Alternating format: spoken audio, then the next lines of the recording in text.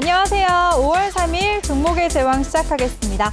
본 방송에서 제공해드리는 정보는 투자 판단에 대한 조언일 뿐 투자 결정과 결과에 대한 책임은 투자자 개개인에게 있다는 점 알려드립니다. 그럼 오늘 함께할 전문가 화면으로 만나보시죠.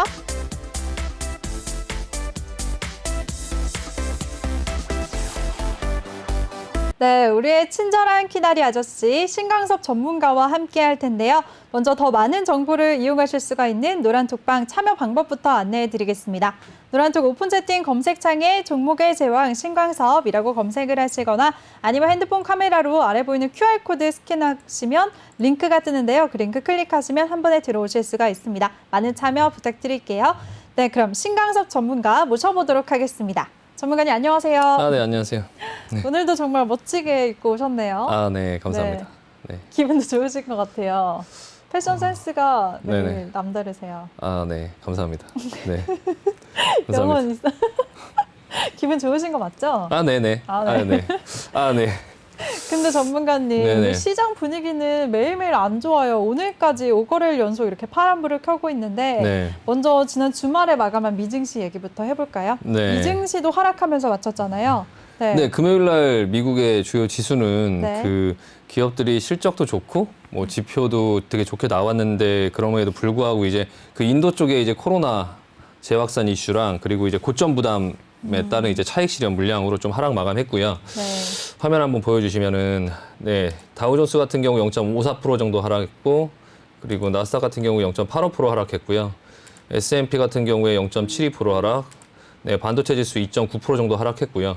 지금 차트의 모양을 보면 아직까지는 그냥 횡보 권역에 있고 뭐 크게 그렇게 추세를 뭐 이탈하거나 한 건 아니고 그냥 왔다 갔다 하면서 그냥 횡보 권역에서 크게 그렇게 미국 증시는 흔들리지 않고 있고요. 반면에 이제 여기 보시면은 달러 인덱스가 조금 급등을 했어요. 그래서 그동안에 조금 이제 내려온 부분에 대한 좀 그런 좀 저가 매수로 인해서 급등을 했다고도 볼 수 있는데 일단은 이 흐름을 좀 달러가 강해지면 아무래도 이제 그 안전자산 쪽으로 돈이 몰리는 건가라는 생각을 한번 해볼 수 있거든요. 그래서 달러 인덱스가 급등을 하면서 또 금 가격도 상승을 했기 때문에 좀 안전자산 쪽으로 돈이 몰리나라는 부분에 대해서 조금 주목해서 볼 필요가 있고요.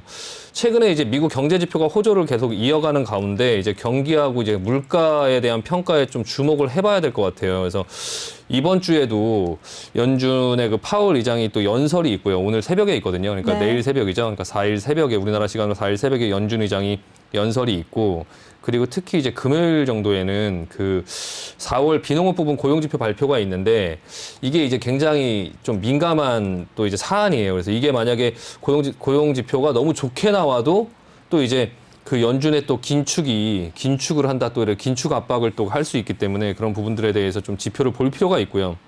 근데 이번 주에 지금 5월 5일 날 우리나라는 이제 어린이날이죠. 네. 어린이날하고 5월 6일. 그때 이제 그 연준 인사들의 연설들이 계속 있어요. 그 뭐 5월 5, 6일 날 그 사이에 뭐 댈러스 여는 총재, 뭐 뉴욕 여는 총재, 시카고, 보스턴, 클리블랜드, 애틀란타 각 다 여는 총재들이 연설이 집중적으로 좀 모여 있거든요. 근데 이제 그 연준 의원들이 이제 서로 이제 어떻게 좀 이제 얘기를 하는지 뭐 서로 이제 엇갈리는 부분도 있을 거고 또 이제 시장에 대한 분위기 어쨌든 그 한 표 한 표를 갖고 있는 사람들이기 때문에 지난주에 이제 이 중에 그 매파로 알려진 댈러스 연방준비은행 총재가 지난주에 이런 말을 했어요. 그러니까 테이퍼링을 지금 논의를 해야 된다. 가능한 좀 빨리 조정에 대해서 논의를 하는 게 적절하다. 경제는 연준이 상당한 추가 진전이라는 전제 조건에 곧 도달할 것이다. 네, 그렇게 이제 네. 그 지난주에 그 댈러스 연방 그 준비은행 총재가 한번 얘기를 했었는데 그럼 근데- 지금처럼 이렇게 분위기가 네. 지표도 계속해서 좋게 나오고 하니까 네. 이런 긴축 논의가 될 수도 있겠네요. 아직까지는 그렇게 크게 시장에 뭐 영향을 주지는 않을 텐데 일단 댈러스 여는 총재가 얘기를 했을 때도 네. 이제 국채 금리는 그에 따라서 크게 그렇게 움직이진 않았거든요. 그러니까 아직까지는 그 정도의 이제 얘기를 가지고 시장이 크게 반응하지는 않아요. 근데 일단 계속적으로 이제 그런 부분들의 얘기들이 나올 때 이번 주에 이제 연은 총재들 연설들을 할 때 이제 각각의 입장들이 어떻게 이제 얘기를 하는지를 좀 봐야 되고 뭐 무엇보다 중요한 건 오늘 이제 또 한번 이제 그 파월의 연설이나 이런 부분에서 또 시장에서는 그 안에서 또 뭔가를 찾으려고 할 거고요. 지금 또 4일 날에 이제 그 4일이면 내일이죠. 미국의 이제 무역 수지 발표가 있고 3월 달 무역 수지 발표가 있거든요. 그래서 소매 판매 지수도 또 이제 발표를 하고 그리고 그 5일 날 그 다음 날에 민간 고용 보고서 6일 날 실업보험 청구자 수 뭐 이런 것들이 이제 계속적으로 발표가 연이어서 나오는데 이제 금요일 날 나오는 게 이제 가장 중요하고 그리고 이제 뭐 민간 고용 이런 것들이 나올 때 이제 그 좀 금요일 날에 나오는 지수나 이런 것들을 좀 그걸 보고 좀 걱정해서 미리 매도가 나오고 막 이렇게 좀 시장이 금요일 날 그 지표를 확인하기 전에 그 전부터 조금 미리미리 움직일 수 있다라는 거를 조금 볼 필요가 있고요.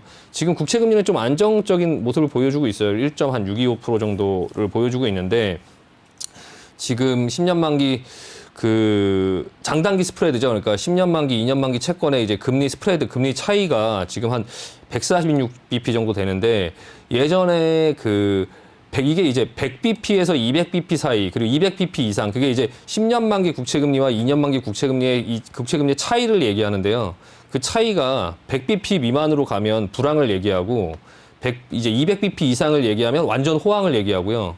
100bp하고 200bp 사이에 있는 그 기간 동안에 이제 확률 통계학적으로 좀 요 당시에 좀 주가가 좀 불안정하게 움직였다라고 이제 보통 얘기를 하는데 지금까지 이제 그 스프레드가 100bp를 넘어선 지가 지금 몇 달 됐는데 계속적으로 주가는 안정적인 모습을 보여주고 있고요. 지금은 좀 경기가 좀 좋아지는 모습으로 계속적으로 가고 있다. 그리고 이제 기업들의 실적이나 이런 부분도 좋아지고 있고 고용 지표나 뭐 여러 가지 지표들이 전부 다 좋아지는 모습으로 가고 있다. 지금 현재 그 어떤 여러 가지 분위기는 좋은데 다만 주가가 못 가고 있다. 그러니까 주가가 먼저 선반영하고 실적이 나와도 좀 못 가고 있고 지표가 좋아도 좀 이제 긴축을 이제 할 거다라는 거를 시장 앞두고 있기 때문에 그걸 계속 이제 연준에서는 아니다 얘기를 하는데도 시장은 계속 눈치를 보고 있고요.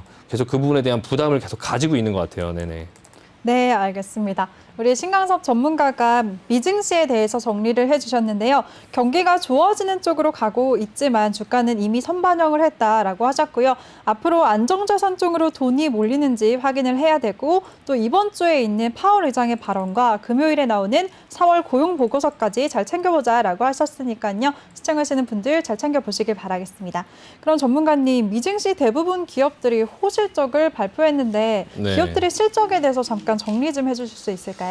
네, 지난주에 그 좀 빅테크 기업들이라든지 이제 네. 여러 회사들이 좀 그 시장에 큰 영향을 미칠 만한 회사들이 실적 발표를 했는데요. 일단은 차트 한번 보시면 아마존 같은 경우도 실적이 이제 그 예상치를 상회했는데도 이제 주식은 하락해서 마감을 했거든요.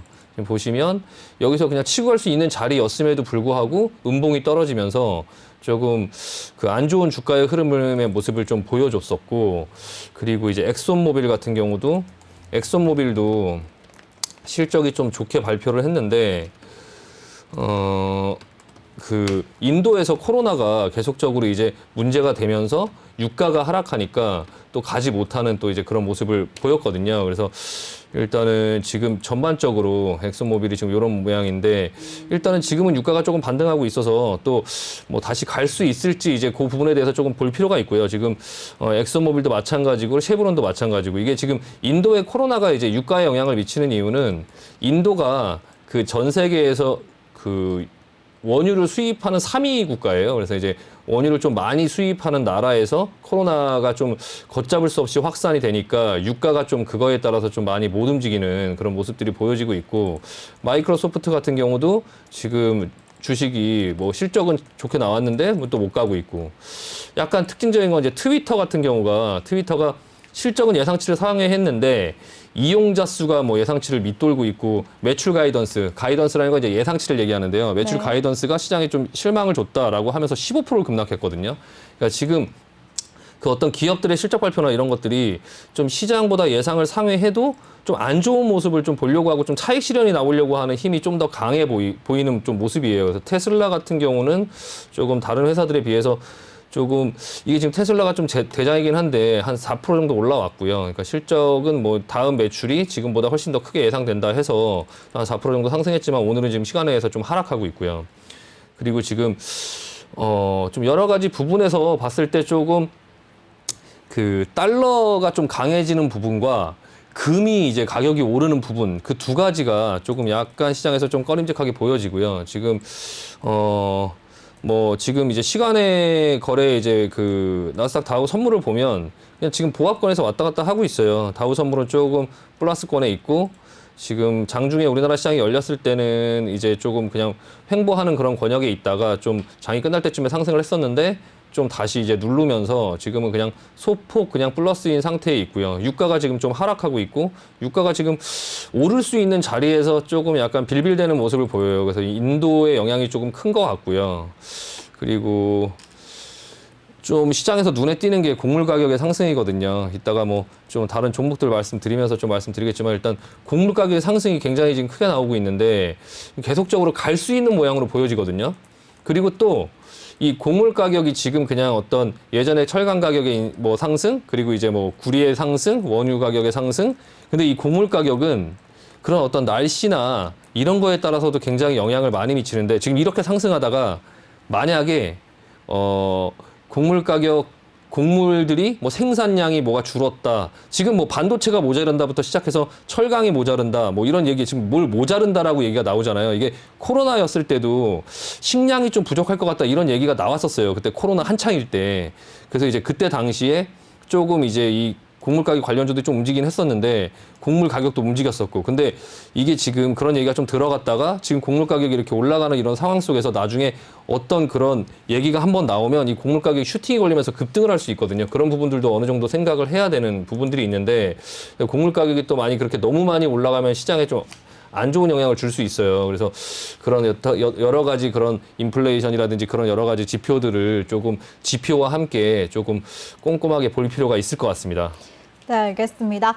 우리 신강섭 전문가가 달러 강세와 금값 상승까지도 미증시 전반적으로 다 짚어주셨고요. 그리고 곡물 가격의 상승이 당분간은 지속될 것 같다라고 예상을 해주셨으니까요. 관련된 흐름 계속해서 잘 살펴보시길 바라겠습니다.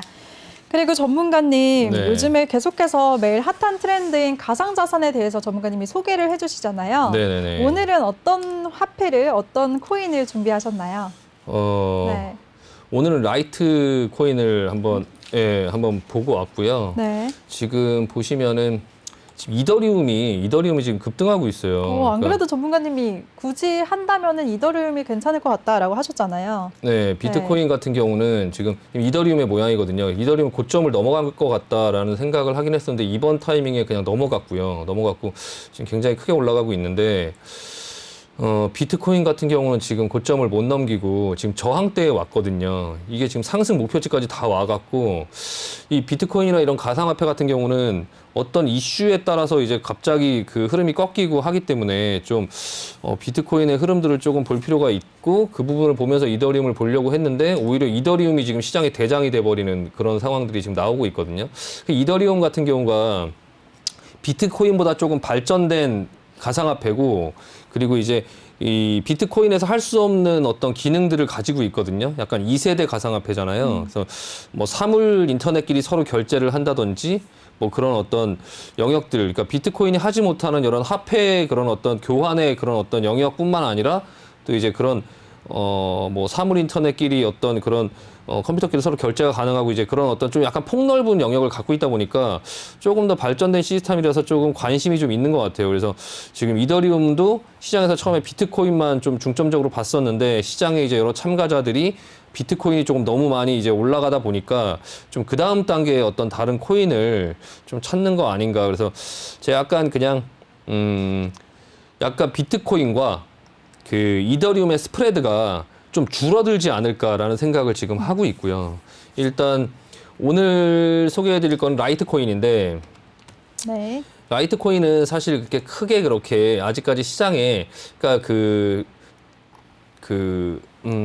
페이팔에서 결제를 해주는 비트코인 그리고 이더리움 그리고 지난번에 비트코인 캐시는 이제 비트코인에서 파생돼서 만들려고 하다가 그냥 그 채굴업자들이 자기들끼리 만들어서 통용시키는 그런 화폐다라고 지난번에 말씀을 드렸고 라이트코인 같은 경우는 지금 비트코인하고 좀 차이점을 보면 이것도 이제 2011년도에 만들었는데요. 2011년도에 그 구글 출신 엔지니어, 뭐 코인베이스에서 일을 하던 구글 출신인데 코인베이스에서 일을 하던 소프트웨어 엔지니어로 일하던 찰릴이라는 사람이 만들었고요.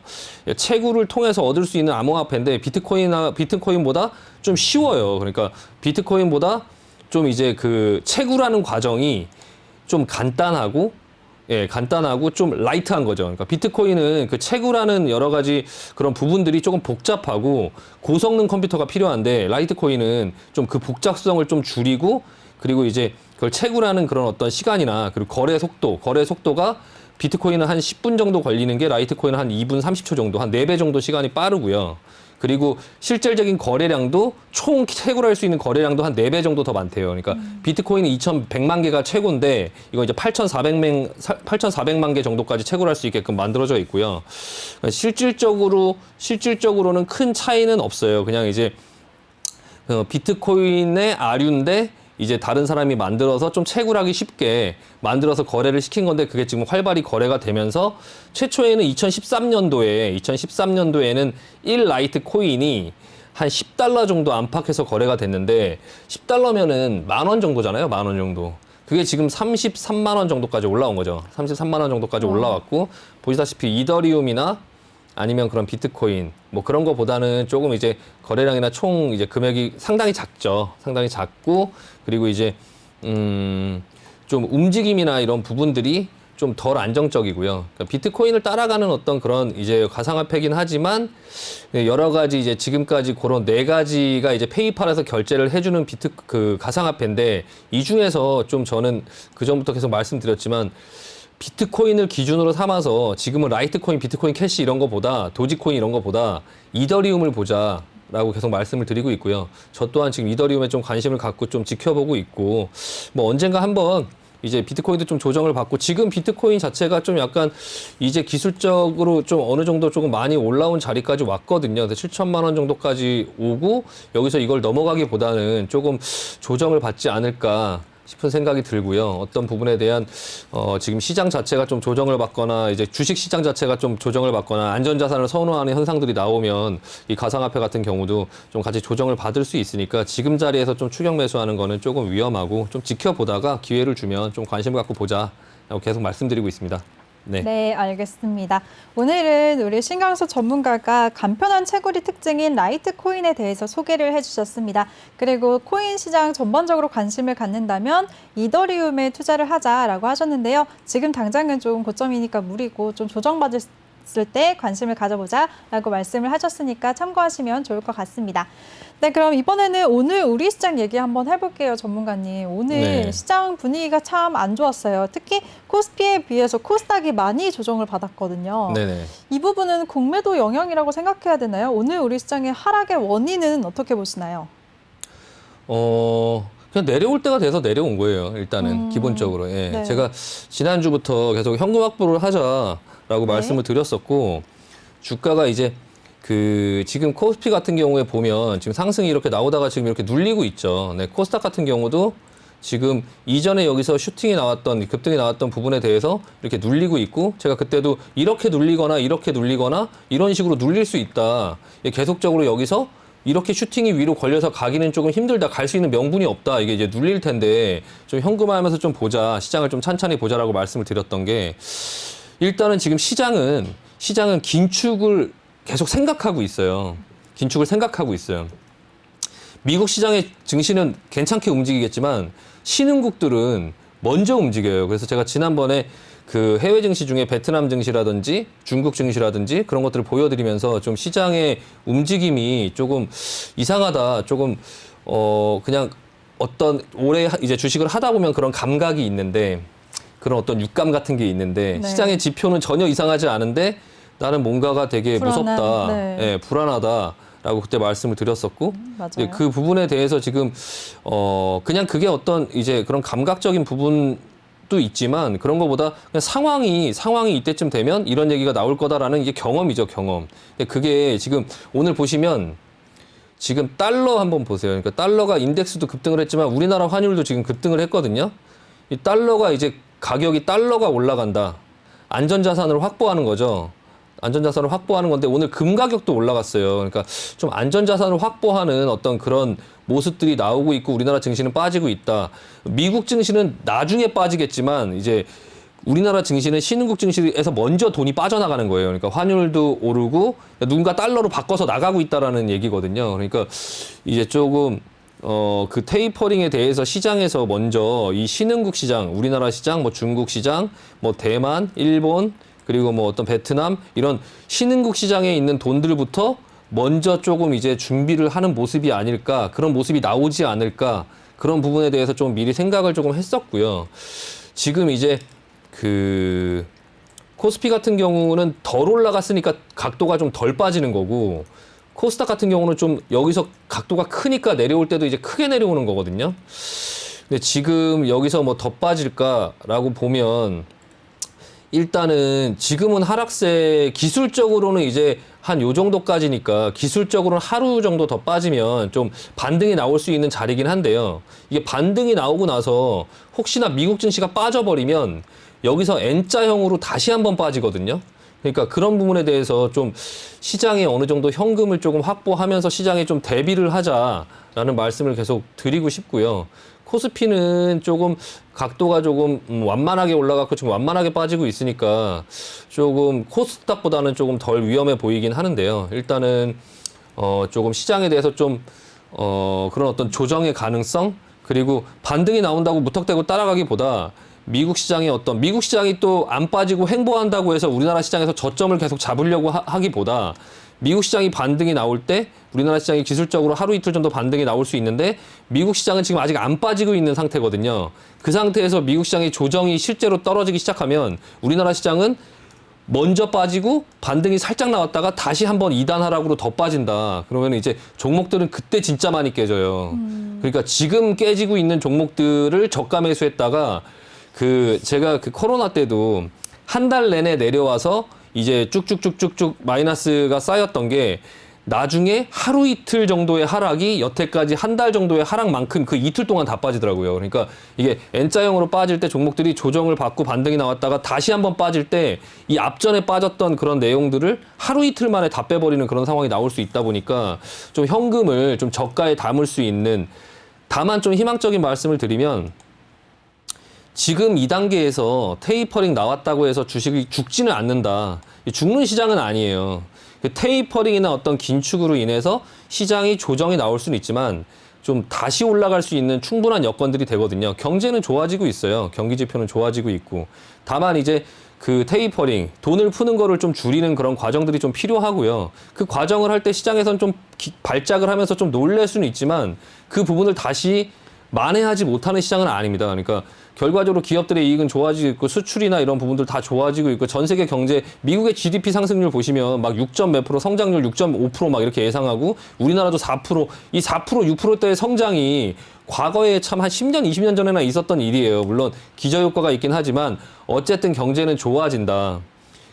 다만 이제 그 긴축에 대한 어떤 그런 두려움 때문에 시장이 조금 먼저 좀 조정을 받으려고 하는데 그 조정을 정통으로 다 그냥 몸으로 받아내고 갈 필요가 없으니까 시장에서 좀 그런 운영의 미로 좀 현금을 확보하면서 그 시장의 흐름을 파도를 좀 잘 타보자라는 어떤 말씀을 드리는 거고요. 그러니까 항상 시장이 올라갈 때 그 어떤 축제 분위기만 즐기지 마시고 그 다음에 일어날 일들에 대해서 이제 전문가들이 얘기를 하거나 할 때 좀 귀담아 들으시고 좀 그런 부분들에서 미리 조금 리스크를 좀 해지할 수 있는 부분. 그러니까 나는 갈 것 같고 전문가는 좀 조정이 나올 것 같다라고 얘기를 했을 때 내 생각대로 하는 것보다 그럴 수도 있다고 하면 조금 조심을 하자라고 이제 약간 본인 포트를 좀 조심하시고 하실 필요가 좀 있습니다. 그래서 이번 하락은 어쨌든 이번 하락이 나온다고 해서 뭐 시장이 뭐 크게 그렇게 뭐 나락으로 가거나 뭐 갔다가 다시 못 올라오거나 그냥 조금 그냥 아랫동네 마실 간다 생각하시고 좀 찬바람 쐬고 오셔야 될 것 같긴 한데 일단은 좀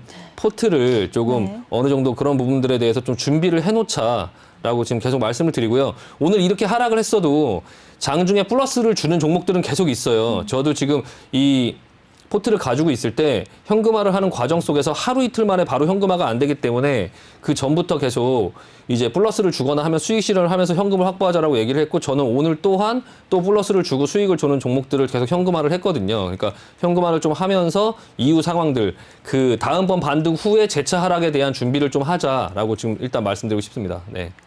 네, 알겠습니다. 우리 신강섭 전문가가 시장은 긴축을 생각하면서 눈치 보고 준비를 하고 있기 때문에 현금을 확보하자라고 시장 정리와 대응 방법까지 세워주셨습니다. 이렇게 시장을 명쾌하게 정리해 주시는 우리 신강섭 전문가인데요. 신강섭 전문가와 함께 할 수 있는 방법 다시 한번 안내해 드리겠습니다. 노란톡 오픈 채팅 검색창에 종목의 제왕 신강섭이라고 검색을 하시거나 아니면 핸드폰 카메라로 아래 보이는 QR코드 스캔하시면 한 번에 들어오실 수가 있습니다. 많은 참여 부탁드릴게요. 네, 그럼 전문가님, 조금 전에도 말씀드렸다시피 네. 공매도가 오늘부터 부분적으로 재개가 됐는데요. 네. 우리 시장 공매도의 영향은 어떻다고 보셨어요? 공매도는 네. 그 이전부터 계속적으로 이제 오늘 불시에 찾아온 게 아니라 그 전부터 계속 시장에서 미루다가 5월 달부터 하겠다라고 얘기를 했었어요. 네. 이미 어느 정도 예고를 했었기 때문에 시장에 미치는 충격은 그렇게 크지는 않을 거예요. 네, 코스피 200이랑 이제 코스닥 150을 가지고 공매도를 할 수 있게끔 이제 오늘부터 시작이 됐는데 아무래도 첫날이다 보니까 좀 이제 그런 부분에 대한 관심이 조금 시장에서 많지 않았나. 근데 공매도라는 거는 사실 호가를 움직일 수 없어요. 그러니까 업틱 룰이라고 하죠. 업틱 룰. 그러니까 쉽게 말씀드리면 네. 제가 하나를 보여드리면서 말씀을 드리는 게 좀 쉬울 것 같아요. 네. 일단은 업틱 룰이라는 게 일단 그 화면을 한번 보여주시면 지금 이제 예를 들어서 지금 이쪽에 호가가 보이시죠? 호가가 보이죠? 14만 1,700원, 14만 1,700원, 14만 1,700원에 지금 이렇게 사겠다는 어떤 매수 호가에 쌓여 있죠. 공매도는 이 밑으로 이렇게 내려 팔지 못해요. 그러니까 가격을 못 만들어요. 그러니까 최소 공매도를 가격을 매도를 걸 수 있는 가격이 이 현재가보다 이 한호가 위에요. 한호가 위. 예, 현재가보다 이 호가 위에다만 쌓을 수 있거든요. 이렇게 밑으로 내가 갖고 있는 주식을 밑으로 그냥 내려 팔듯이 팔 수가 없어요. 그러니까 가격을 움직일 수 없다. 다만 여기다 물량을 계속 쌓을 수는 있죠. 쌓을 수는 있고 그리고 공매도라는 게 이 공매도를 하고 있는 공매도를 치는 입장에서는 굉장히 위험 부담 리스크를 많이 안고 있는 거예요. 그러니까 내가 주식을 사면 2배가 되고 3배가 될 수 있죠. 2배가 되고 3배가 될 수 잃어봐야 내가 매수를 한 금액만 잃죠. 근데 공매도는 반대로 내가 그걸로 수익을 내더라도 어차피 그 종목이 아예 없어지지 않는 한 100% 이상 수익을 낼 수가 없어요. 근데 만약에 위로 열리면 2배, 3배가 되잖아요. 그 시젠처럼. 예전에 시젠이 뭐 한 10만 원 올라왔을 때 그게 이제 과하게 많이 올라왔다고 해서 거기 그때도 공매도 물량들이 좀 있었는데 30만 원 가면 그 10만 원에 산 사람들은 30만 원에 사서 다시 갚아야 돼요. 그러니까 이 공매도를 한다라는 거는 이게 웬만한 프로가 아니면 웬만하면 건드리면 안 돼요. 그러니까 공매도가 진짜 위험한 거예요. 그러니까 공매도를 치면 잘못하면 2~3배로 하면 내가 빚이 생길 수 있거든요. 내가 1억을 갖고 공매도를 치면 2억, 3억을 물어줘야 될 수가 있어요. 그러니까 1억도 다 날리고 2, 3억을 추가로 얹어서 물어줘야 되는 그런 상황들이 나오거든요. 근데 이런 업틱 룰 때문에 호가를 밑으로 밀 수 없기 때문에 가격에 영향을 미칠 수 없다. 영향을 미칠 수 없다. 다만 약간 제가 예전에도 말씀드렸지만 코스닥 150 중에 그 바이오 종목들, 그러니까 그 코로나 이슈로 인해서 크게 상승했던 어떤 종목들은 공매도 타겟이 될 수 있다.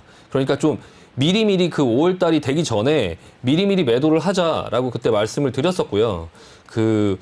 오늘 보시면 코스닥 시가총액 상위 종목들이에요. 셀트리온 헬스케어 6% 빠졌고요. 셀트리온 제약 5%, 카카오 게임스, 에코프로비엠, 펄어비스, HLB, 알테오젠, 네, 이런 이 상위 종목에 있는 좀 여태까지 좀 밸류를 높게 인정받았던 이런 종목들이 공매도 첫날부터 조금 위에 이제 매도가 쌓이면서 좀 올라가지 못하고 시장까지 하락하니까 같이 좀 많이 내려온 모습이에요. 근데 이게 오늘 첫날이어서 조금 약간 그 부분에 대해서 좀 과도하게 반영이 되는 부분이 아마 있을 거고요.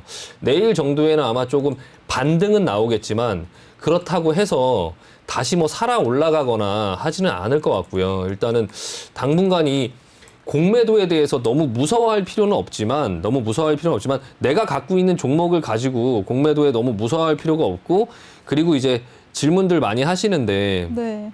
내가 갖고 있는 종목들이 공매도가 많이 쌓이면 위험한 거냐 네. 이런 질문들 많이 하시는데 아니, 그렇지 않아요. 네. 테슬라 같은 경우도 공매도가 엄청 많이 쌓여 있었고, 셀트리온도 예전에 공매도가 엄청 많이 쌓여 있었죠.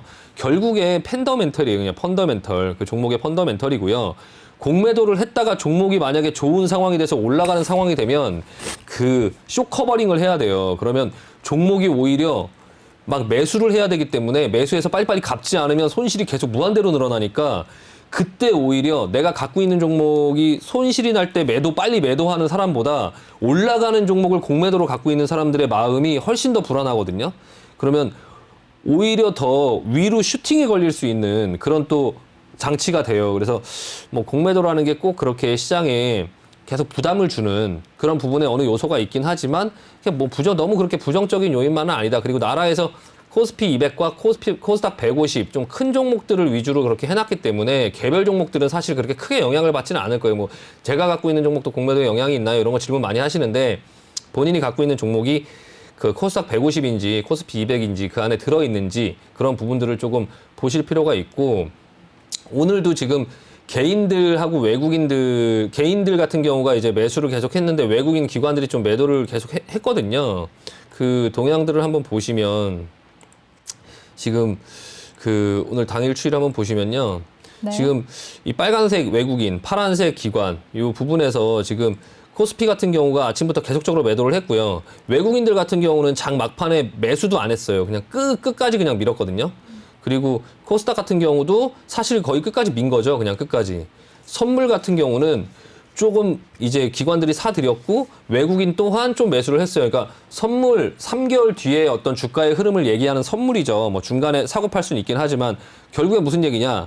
지금 당장 눈앞에 있는 주가의 하락을 본다. 외국인과 기관의 메이저들은 일단 지금 주가가 내리고 있고 그리고 이제 미국 시장은 그냥 옆으로 횡보하고 있다. 지금 현재 주식은 좀 더 내리는 걸 보고 있다. 다만 선물 그렇다고 해서 주가가 못 올라올 거라고 생각하지는 않는다. 예, 선물들을 좀 사고 있어요. 옵션의 어떤 그런 상황들을 보면 옵션도 오늘 그 외국인들은 양매수를 했는데 풋옵션이나 그런 부분에 대해서 그렇게 크게 뭐 매수나 뭐 어떤 그런 특이 사항들은 사실 크게는 없거든요. 그래서 오늘 풋옵션 콜옵션 양매수를 보면 뭐 풋옵션 어제 조금 약간 매수가 많이 들어오긴 했는데 이 매수의 흐름을 조금 보면 옵션은 콜옵션이든 풋옵션이든 양쪽을 매수를 한다라는 거는 이 변동성을 얘기하는 거예요. 변동성. 매도를 한다라는 거는 변동성이 없을 것이다를 얘기하는 거거든요. 약간 시장의 변동성을 좀 생각을 하고 있다. 외국인들은. 그래서 이제 그런 부분들을 조금 인지를 하시고 뭐 너무 놀라지 마시고 공매도 같은 경우에 평상시에 원래 있었던 거다. 그냥 평상시 시장에서. 근데 지난번 코로나로 인해서 나라에서 금지를 시켰다가 그 공매도가 없는 기간보다 있는 기간이 훨씬 더 많아요. 항상 공매도는 있었어요. 평상시 주식 시장에는. 네. 근데 지금 이제부터 오늘부터 시작했다라고 하니까 좀 이슈가 되는 거고 그 첫날이다라고 해서 종목들이 그거에 영향을 많이 받았는데 그 영향은 점차 조금씩 사라질 것이다. 너무 그렇게 걱정하지 마시라고 말씀드리고 싶습니다. 알겠습니다. 근데요, 전문가님, 아무래도 진짜 종목별로 타격을 받은 업종들이 굉장히 크기가 달랐는데 네. 두산 퓨얼셀이랑 헬릭스미스 같은 경우에는 두 종목 다 진짜 10% 넘게 급락을 받았거든요.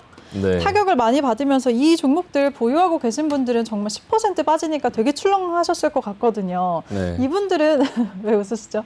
이게 원래 주가를 찾아가는 거다라고 받아들여야 되나요? 아니면 어떻게 받아들여야 될까요? 그냥 뭐 울고 싶은 애 뺨 때렸다라고 생각이 들고요. 두산 퓨얼셀 같은 경우도 주가 흐름을 보시면 차트 한번 보여주세요. 네, 차트 한번 보시면은 내려오고 있었죠. 예, 내려오고 있었어요. 내려오고 있었고 그리고 옆으로 횡보를 했는데 위로 반등이 나오질 않죠. 이렇게 위로 각도가 안 나오고 옆으로 각도가 거의 기고 있죠. 기고 있다가 흘러내리고 있었어요. 내리고 있다가 오늘 뭐 하락이 떨어진 거죠. 이게 지금 보시면 기술적으로 이만큼의 하락 그리고 N자형 하락이죠. N자형 하락. 아직 하락 모축 피보치가 더 남았어요. 지금 한 이 정도까지 예상되거든요. 한 37,000원 정도 부근까지 예상이 되고요. 기술적으로 이만큼 정도까지 내려오고 나서 그리고 나서 이제 흐름이 좀 보여질 것 같은데 헬릭스미스 같은 경우는 여러 가지 이슈가 많죠. 이거는 아예 그냥 밑에 권역에 있죠. 밑에 권역에 있는데 여기서 그냥 밑에 권역에 있는데도 불구하고 지금 약간의 반등이 나오다가 밑으로 급락했죠. 이게 사실 더 위험해요. 지금 헬릭스미스가요. 이게 지금 주가가 두산 퓨어셀과 헨리 스미스 둘 중에 보면 헨리 스미스는 여기서 어디까지 더 내려가겠어 뭐 이렇게 상상하실 수 있는데 두산 퓨어셀은 위에 있었기 때문에 더 많이 내려오겠지 이렇게 생각할 수 있는데 이거는 그냥 저점을 깨고 그냥 어디가 바닥인지 모르게 내려갈 수 있거든요. 지금 이 헨리 스미스 같은 경우는 예전부터 지금 이 바이로메드라는 예전 종목이었는데 굉장히 시세가 좋고 많이 올라왔다가 여러 가지 임상이나 이런 부분의 문제 때문에 지금 급락을 하고 옆으로 지금 기고 있다가 오늘 또 공매도 어떤 재개로 인해서 좀 이제 이건 코스닥 150 종목이거든요. 예전에 바이로메드가 굉장히 이제 시가총액이 컸었기 때문에 이제 그런 영향도 이제 같이 받으면서 지금도 시가총액 거의 1조예요. 이게 이제 사실 두산 퓨어셀보다 좀 더 위험하고 그리고 지금 개인분들이 많이 가지고 계시고 예전에 질문 많이 하셨던 셀트리온 제약 같은 거 한번 보시면 네. 굉장히 안타깝죠, 이거. 셀트리온 제약. 제가 이때부터 계속 이거 종목 상담 엄청 많이 왔었던 종목이고요. 제가 이거 머리, 어깨 나왔는데 왜 안 파냐, 이거. 어깨 나왔는데 왜 안 파냐. 이거 팔아야 된다라고 계속 말씀을 드렸는데 결국에 시간 지나고 보시면 지금 여기 와 있죠. 좀 약간 절망적인 말씀 드리면 아직도 더 있어요. 아직도 더 남았습니다, 이거. 네, 지금 여기 매물대에 이제 오긴 왔지만 이 매물대에 왔다고 해서 반등이 나온다고 해도 이렇게 올라갈 수 없어요. 이거 옆으로 기다가 아까 그 두산 퓨어셀 같은 흐름 있죠. 옆으로 그냥 이렇게 기다가 밑으로 또 주는. 그리고 이거 아직 하락 목표치가 더 남았기 때문에 더 빠질 거예요. 셀트리온 제약 같은 경우도요. 지금 그런 부분에 이슈가 있고요. 시젠 같은 거 보시면 이것도 제가 그 노란톡방에서 이거 반등 나오는 이 반등 이거 가짜라고. 이거 반등 가짜다. 이거 그냥 뭐 자가진단 키트 뭐 이런 어떤 이슈로 인해서 올라오는데 이게 여기가 고점인지는 알 수 없다. 그냥 분할해서 팔아야 된다 이거. 못 빠져나가면 다시 밀리면 이거 답 없다라고 말씀드렸는데 오늘 지금 8% 정도 빠졌죠. 이거 지금 더 있습니다. 이거 밑으로 하락. 네, 밑으로 하락 더 있고요. 이것도 마찬가지로 지금 121선에 걸리면서 기술적으로 혹시나 반등 나오거나 하면 좀 빠져나오는 어떤 그런 마인드로 접근을 하셔야지 이게 다시 여기서 또 간다라고 보시면 좀 위험하거든요. 그러니까 지금 전반적인 코로나 관련 이슈로 있었던 어떤 종목들, 바이오 종목들 지금 공매도 이제 시작했는데 만약에 이게 역발상으로 공매도 시작했으니까 여기다가 한번 지금 역발상으로 들어간다 이렇게 하기에는 뭐 그냥 석유통 들고 그냥 불구덩이 들어가는 거예요, 이거. 지금은 아니라고 말씀드리고 싶고요. 아직 시간이 더 남았으니까 좀 천천히 지켜보시면서 조금 이제 공매도의 그런 어떤 영향력은 점점 줄어들 텐데 이제 시작돼서 한번 시장에 보여주고 있으니 이제 막 뉴스에 나오고 막 언론에 나올 때 공매도로 인해서 지금 시장의 어떤 종목들이 지금 너무 막 그렇다 이 공매도 뭐 이거 어떻게 해야 되는 거 아니냐 막 이런 얘기가 나올 때쯤 되면 그때쯤이면 좀 영향력이 조금씩 줄어들면서 조금 자리를 잡지 않을까 싶고요. 지금 너무 초반부터 그 공매도에 인해서 뭐 저가 매수를 한다든지 그리고 또 뭐 너무 무서워한다든지 하시기보다 이후 흐름을 좀 보면서 내 계좌를 좀 관리하고 현금을 가지고 시장의 조정을 좀 대비하면서 내 계좌를 운영하면서 좀 보자라고 말씀드리고 싶습니다. 네. 네, 알겠습니다. 우리 신강섭 전문가가 공매도가 이미 시장에서 예고가 됐던 만큼 시장에 큰 영향은 없었고 오늘 첫날이기 때문에 관심이 많았던 거다. 공매도는 장기적으로 봤을 때는 크게 걱정할 필요가 없다라고 정리해 주셨습니다. 이렇게 시장을 꼼꼼하게 정리해 주시는 우리 신강섭 전문가인데요. 전문가와 함께 할 수 있는 노란톡방 참여 방법 알려드리겠습니다. 노란톡 오픈 채팅 검색창에 종목의 제왕 신강섭이라고 검색을 하시거나 아니면 핸드폰 카메라로 아래 보이는 QR코드 스캔하시면 링크가 뜨는데요. 그 링크 클릭하시면 한 번에 들어오실 수가 있습니다. 많은 참여 부탁드릴게요. 그리고 잠시 후 2부에서는 또 종목 상담도 마련이 되어 있으니까요. 종목 상담 원하시는 분들 부담 없이 참여하셔서 종목명, 매수가, 비중 이 세 가지 함께 남겨주시면 저희가 바로바로 도와드리도록 하겠습니다. 네, 그럼 오늘장 이슈됐던 섹터에 대해서 한번 얘기 나눠보도록 하겠습니다. 전문가님, 오늘도 조선주들이 조금 움직였어요. 안타깝게도 좀 윗꼬리를 달고 내려오기는 했는데 조선주들 흐름은 전반적으로 어떻게 보셨나요? 네, 장 초반에 굉장히 흐름이 좋게 나왔었거든요. 네. 며칠 전부터 조선주의 흐름이 굉장히 좋았고요. 계속적으로 올라가는 모습들이 나오고 그 뭐 경기가 좋아지고 이런 부분에 철강주의 흐름이 조선주로 넘어왔나 싶을 정도로 이제 굉장히 세게 움직였고 오늘 같은 경우도 흐름이 장 초반에 굉장히 좋았는데 이제 시장이 좀 하락하고 하면서 그런 분위기 때문에 좀 내려온 것 같고요. 그래도 조선주 같은 경우는 지금의 현재 상황 속에서는 조금 지켜볼 필요가 있지 않나. 네, 계속적으로 시장이 조정을 받고 있는 와중 속에서 혼자서 이렇게 강하게 움직였거든요.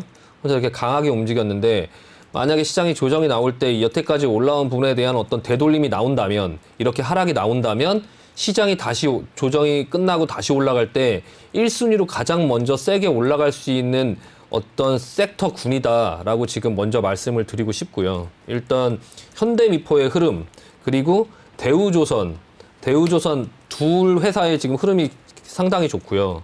그리고 한국조선해양 그리고 이제 뭐 현대중공업지주는 지주회사임에도 불구하고 지금 흐름이 굉장히 좋게 나오고 있거든요. 현대중공업지주는 이 안에 지금 여러 가지 다른 회사들이 많이 들어있기 때문에 이게 좀 약간 가치주의 측면이 있어요. 나중에 지금 액면 분할을 하면서 지금 좀 가격이 싸졌는데 뭐 배당이나 이런 것도 굉장히 많이 하고 있고 이 회사에 이제 있는 회사들이 인적 분할로 상장하거나 어떤 부분들을 할 때 굉장히 또 시장에서 주목을 받을 수 있는 좀 가능성이 있기 때문에 조금 장기적으로 좀 괜찮아 보이는 종목인데 좀 다른 종목보다는 좀 빠르진 않겠지만 어쨌든 장기적으로 봤을 때 좀 괜찮아 보이고요.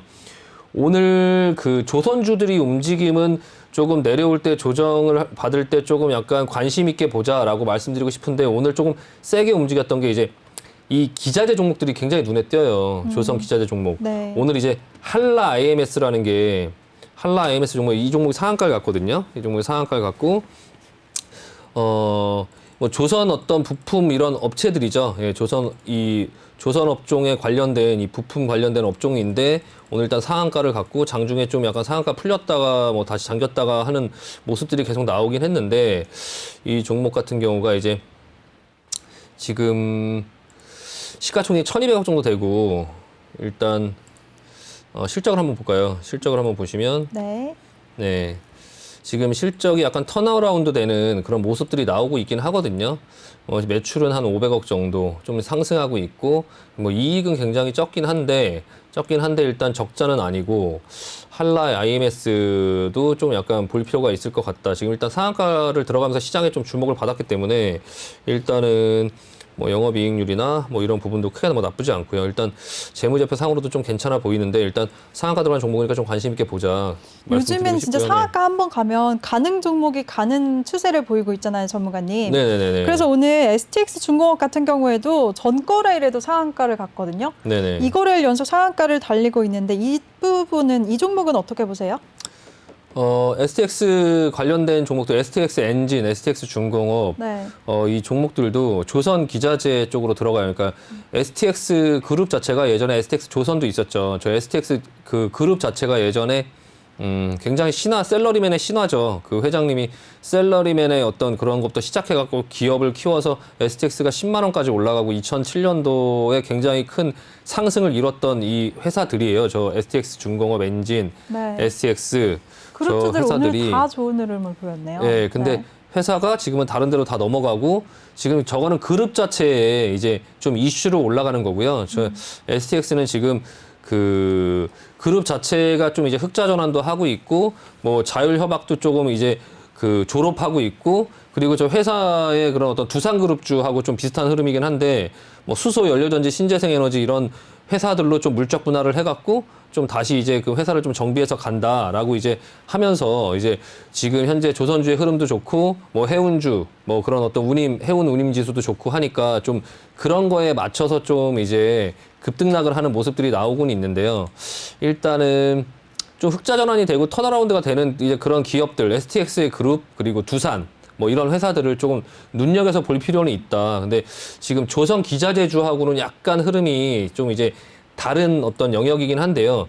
지금 굉장히 좀 안타까운 주식이 있어요. 네, 오리엔탈 전공. 제가 지난번에도 말씀을 드렸는데 오리엔탈 전공이 지금 뭐 거의 뭐 그냥 예, 지금 4,000원, 지난번에 4,000원권역까지 올라왔을 때도 제가 이걸 1,000원에 샀었는데 4,000원까지 왔다고 말씀을 드렸는데 이제 6,000원이 예, 넘었네요. 6,300원까지 지금 6,750원까지 그냥 뚫고 뭐 수직 상승하고 있거든요. 그래서 지금 오리엔탈 종목이 굉장히 안타까운데 지금 너무 높게 올라가서 뭐 지금 잡기에는 참 너무 부담스럽고요. 일단은 지난번에 말씀드렸던 종목들 한번 쭉 관심 갖고 볼 수 있는 종목들 조정 나올 때 볼 수 있는 종목들을 읊어드릴게요. 네. 시간이 별로 없거든요. 대양전기공업.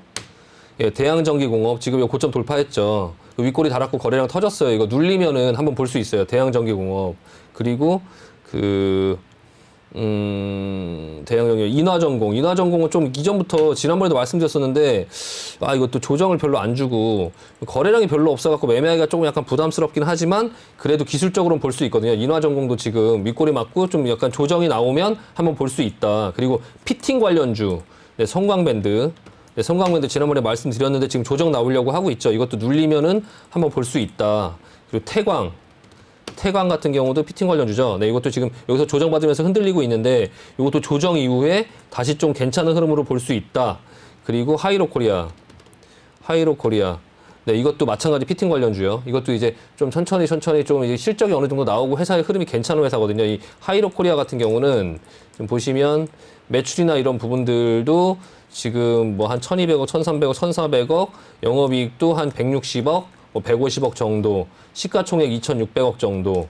네, 그런 여러 가지 부분 속에서 조금 이제 좀 괜찮아 보이는 회사고요. 그리고 STX 그룹주였었는데 조금 약간 두산 그룹주였었죠. HSD 엔진. HDS 엔진. 네. 예전 두산 엔진이죠. 예, 두산 엔진. 이것도 마찬가지로 선박 어떤 그런 해운 이런 쪽에 어떤 부품주로 볼 수 있어요. 그러니까 두산 엔진이었던 회사였는데 이 회사도 지금 고점 넘기면서 지금 급등하는 어떤 그런 모습들이 나오고 있거든요. 두산그룹주였던 회사였는데 지금은 대주주가 달라요. 그래서 매각을 했고 요 HDS 엔진 이것도 조선 기자재랑 좀 같이 볼 필요 있다. 조정이 나오면 한번 노려볼 만한 종목들 한번 쭉 읊어드렸으니까 다음번에 이번에 시장이 조정이 나오고 그리고 다음번에 상승이 나올 때 조선주를 봐야 되고 그 조선주 중에서 조선 기자재 쪽을 좀 유심히 보자. 예, 이런 지금 읊어드린 이런 종목들을 조정 기회에 좀 보고 나중에 상승할 때 이 종목들이 크게 상승할 수 있으니까 좀 관심 있게 보자라고 미리 말씀을 드립니다. 네. 네, 알겠습니다. 우리 신강섭 전문가가 조선주는 시장의 조정 속에서 아주 강하게 움직였기 때문에 계속해서 관심을 갖자라고 하셨고요. 그중에서도 조선 기자재 관련해서 눈여겨볼 종목들 하나씩 다 언급을 해주셨으니까요. 참고하시면 좋을 것 같습니다. 이렇게 우리 신강섭 전문가와 함께하고 싶으신 분들, 더 많은 정보를 얻고 싶다 하시는 분들 노란톡방 참여 방법 다시 한번 알려드릴게요. 노란톡 오픈 채팅 검색창에 종목의 제왕 신강섭이라고 검색을 하시거나 못 찾겠다, 어렵다 하시는 분들 그냥 핸드폰 카메라로 아래 보이는 QR코드 스캔하시면 링크가 뜨는데요. 그 링크 클릭하시면 한 번에 들어오실 수가 있습니다. 그리고 잠시 후 2부에서는 종목 상담도 준비가 되어 있으니까요. 종목 상담 원하시는 분들 종목명, 매수가, 비중 이 세 가지 함께 남겨주시면 저희가 순서대로 최대한 많은 분들 도와드리겠습니다. 네, 전문가님 1시간 동안 오늘도 고생 많으셨어요. 네, 잠시 후에 뵐게요. 네. 네. 네, 그리고 본 방송에서 제공해드린 정보는 투자 판단에 대한 조언일 뿐 투자 결정과 결과에 대한 책임은 투자자 개개인에게 있다는 점 알려드리겠습니다. 네, 그럼 저는 잠시 후 2부에서 다시 찾아뵙겠습니다. 채널 고정해주세요.